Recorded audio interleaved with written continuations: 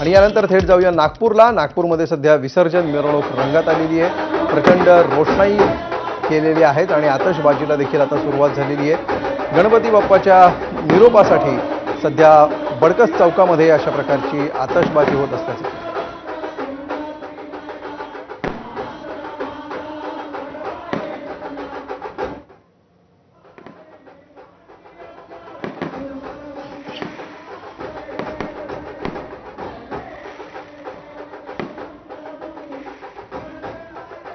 आणि अधिक माहिती घेऊया आमचे प्रतिनिधी रजत यांच्याकडून। रजत, सध्या जोरदार आतषबाजी नागपूरमध्ये सुरू असल्याचं दिसतंय। नक्कीच खूप जोरदार आणि अतिशय सुंदर अशी आतिषबाजी जी आहे ती बडकस चौकावर सुरू झाली आहे। कारण बाप्पांचं आगमन बडकस चौकावर झालं आहे।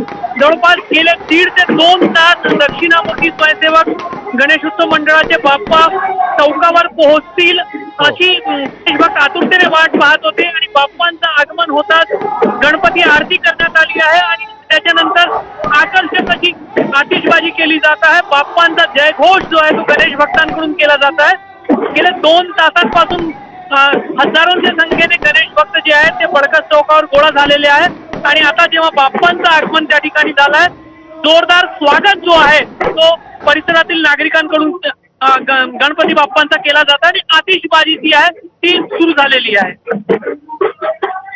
निश्चितपणे जोरदार अशी आतषबाजी, या आतषबाजीची दृश्य सध्या आपण